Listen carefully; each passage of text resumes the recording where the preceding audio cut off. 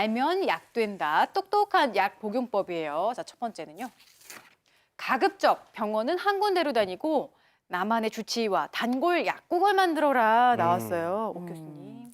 예, 이제 굉장히 중요한 얘기인데요. 사실 우리가 한 병원 내에서 모든 진료과를 다니잖아요. 그럼 우리가 진료 기록을 공유를 할 수가 있습니다. 또 필요한 경우에는 의사들끼리 의논하기가 상당히 쉬워요. 그래서 효율적인 진료를 위해서 굉장히 중요하고요.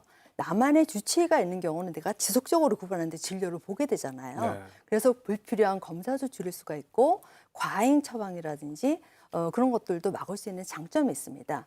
또 나만의 단골 약국이 있으면 거기서 내가 먹었던 약에 대한 모든 기록이 있잖아요. 그렇죠. 그래서 어떤 약을 처방을 받았는지 어떤 약에 부작용이 있는지도 알게 되고 약물의 상호작용이나 중복 투여가 있는지 확인할 수 있기 때문에 정말 올바른 복약 지도를 받을 수 있다는 장점이 있습니다. 네, 일단은 뭐 나만의 주치의, 나만의 단골 약국 저도 만들고 싶죠. 근데 그분한테 저만 봐주세요라고 할 수도 없는 거고. 그럼 어떻게 도대체 만들 수 있을까요? 그러니까요. 우선은 주치의와 단골 약국은요, 내가 지속적으로 치료를 받고 필요할 때마다 찾아가야 돼요. 예. 그래서 너무 멀면 안 되잖아요. 접근성이 굉장히 중요합니다. 아, 가까운 곳에 그래서 병원을? 가까운 곳이어야 되고요. 가능하면 내가 이제 대화를 해봐서 이제 말이 잘 통하고 친절하게 응대를 해주시는 것이 좋고요. 요즘 우리나라 사람들은 사실은 큰 병원, 아주 유명한 의사, 또 아주 대형 약국 좋아하시거든요. 근데 거기는 가기도 멀고 멀 수도 있고 또 필요할 때 예약이 잘 안 될 수도 있어요. 네. 그래서 맞아요. 가능하면 접근성이 좋은 때를 선택하시기를 바랍니다. 네, 그러니까 명의가 따로 있는 게 아니라 내 건강 상태를 잘 알고 수시로 만나뵐 수 있는 분이 진짜 명의신 것 같아요. 이렇게 단골 지정해서 다니시면 좋을 것 같고요. 그다음입니다. 두 번째. 약 처방전이나 약 봉투를 담당 의사에게 보여주세요. 이것도 중복 처방 안 되려고 그러는 거죠, 방 교수님? 예, 큰 의미에서는 맞습니다. 그러면은 이제 그걸 어떻게 다 기억해요. 그래서 한때는 그러니까요. 이제 약수 첩쓰기 이런 캠페인도 있었고요. 우리랑 조금 문화권이 다른 이웃 나라 같은 데는 약수 첩쓰기가 이제 좀 생활화돼 있는 것 같아요. 그래서 꼬박꼬박 쓰십니다. 근데 우리는 이제 조금 그런 거보다는 훨씬 유용하게 쓸 수 있는 게 첫 번째 팁은요. 일단은 병원에서 계산하시고 나오실 때 처방전이라고 이렇게 뽑아주시잖아요. 맞아요. 네. 근데 그걸 2장 달라고 하세요. 받을 수 있어요? 사실 법적으로도 2장을 발행하게는 돼 있기 때문에 전혀 무리한 부탁이 아니세요. 그러니까 이제 받아오셔도 되고 뭐 이제 평소에 그러지 않았으면 깜빡하십니다. 그럴 때는 이제 요즘엔 다 핸드폰 사진기를 가진 경우 많으시니까 그 처방전을 약국에 갖다 주시기 전에 이렇게 찍어 놓으시면 이제 기억을 하실 수가 있죠.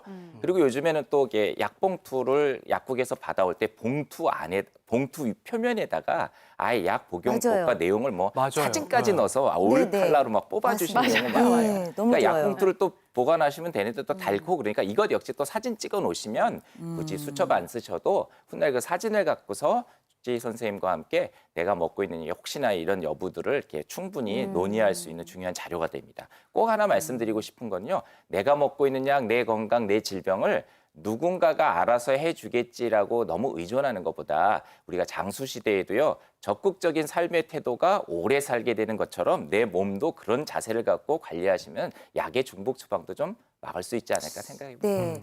이런 사실 노력을 했는데도 불구하고 뭐 새로운 처방약이나 아니면 뭐 추가로 처방받은 복용약을 먹었는데도 좀 불편한 증상이 계속 있다면 그건 어떻게 될까요, 교수님? 예, 그러니까 이제 이럴 때는 말을 너무 잘 들으면 또 안 됩니다.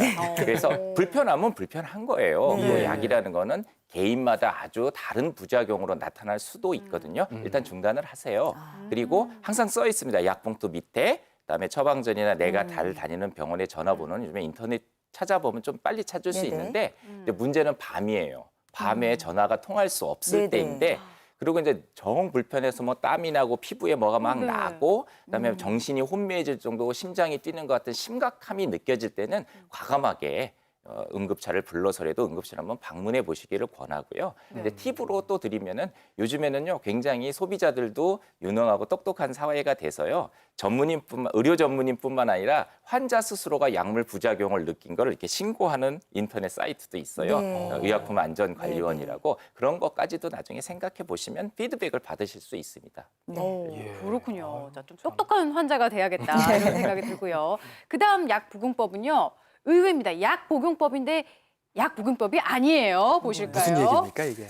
약은 차선, 생활 관리가 최우선, 약만 믿지 마세요. 그러니까. 나왔습니다. 약을 맹신하죠, 약만 저희들은. 먹은다고 전부 관리가 되는 건 아니다 이런 말씀이신가요? 네, 맞습니다. 요즘 흔한 뭐 고혈압, 당뇨, 고지혈증 같은 경우는요, 약의 어떤 그 질병의 발생과 관리에 있어서 뭐 음주, 흡연, 또 운동에 대한 거, 식상과 같은 생활 습관이 굉장히 중요한 역할을 합니다. 그런데 2018년도 질병관리청의 발표에 의하면요, 이렇게 건강한 생활 습관을 하시는 그 건강한 생활 습관에 대한 개선율이 별로 좋지를 않고 치료율이나 질병에 대한 치료율이나 조절률도 굉장히 떨어진다고 해요. 그런데 이런 만성 질환은 어떻게 관리를 하냐에 따라서 심근경색이나 뇌졸중과 같은 심각한 질환으로 가는 것을 막아줍니다. 그래서 약 처방뿐만이 아니라 건강한 생활 습관에 대한 관리, 그것도 상당히 중요합니다. 그러니까 종합해 보면은 생활 습관 관리 철저히 하면서 의사 선생님께 약을 처방받았으면은 지시대로 빠지지 말고 꼬박꼬박 먹는 게 질병 관리의 기본이 되는 건데 이게 문장은 참 쉽습니다만 살다 보면 이렇게 안 돼요, 교수님. 먹고 싶은 것도 먹게 되고 맞습니다. 예, 네. 어렵더라고요. 예. 맞습니다. 이게 보면요. 학교에 보면 우리 모범생만 있는 게 아니잖아요. 예. 환자분들도 뭘 처방해 주면 그걸 그대로 지켜서 오시는 경우가 사실 그렇게 많지가 않습니다. 우리가 전문가가 처방한 대로 약을 잘 드시는 경우를 복약 순응도라고 하는데요. 네. 이 복약 순응도가 낮은 경우가 굉장히 많습니다. 그런데 의료계에서는요, 이 복약 순응도가 어떠냐에 따라서 합병증의 관리, 의료비 관리에 있어서 가장 중요하다고 그렇게 평가를 합니다. 실제로 2018년도에 나온 한 연구 결과에 의하면 네. 당뇨병에 걸린 다음에 초기 2년 동안 어떻게 약을 잘 먹느냐에 따라서 약을 잘 안 먹는 경우는 사망률이 45% 정도 증가하게 되고 뇌혈관 질환 같은 경우는 41% 정도 증가한다고 하니 얼마나 약 드시는 게 중요할까요? 꼭 의사 지시대로 약 처방 잘 받아서 드시기 바랍니다.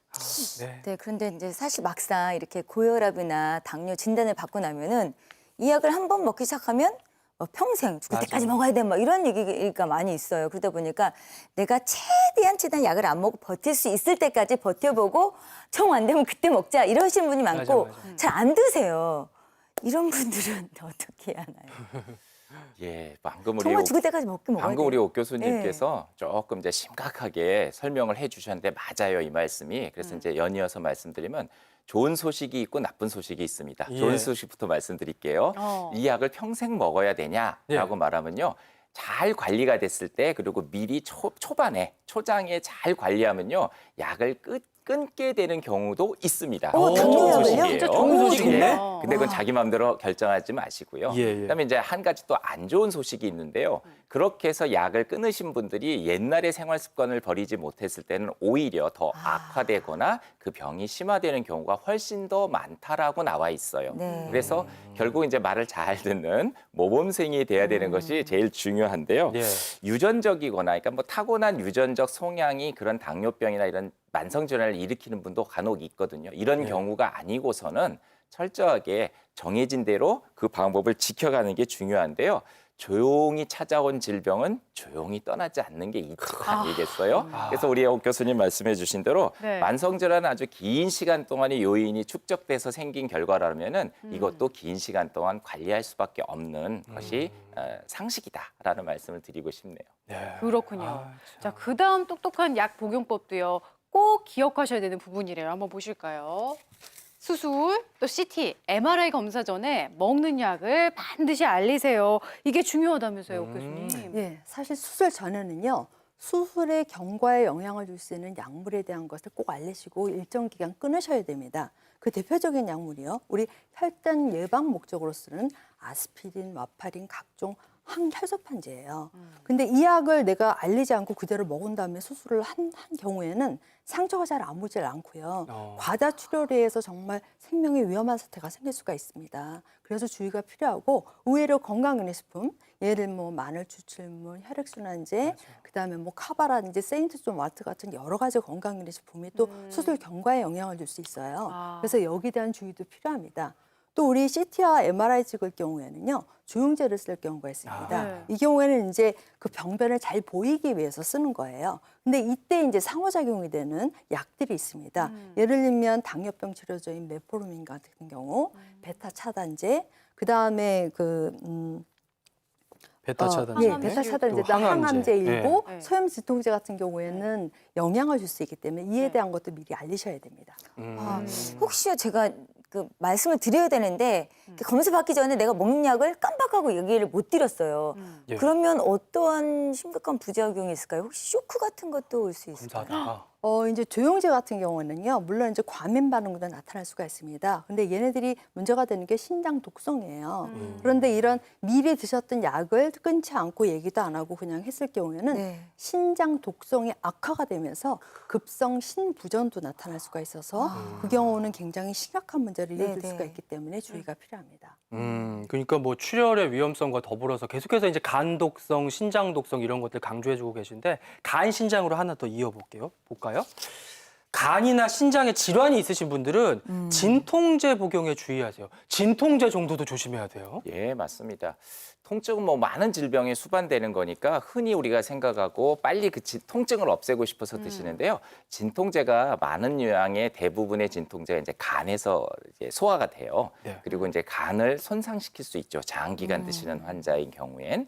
그리고 또 이것이 보통 배설될 때 신장, 즉 콩팥이라는 데를 통해서 나가는데요.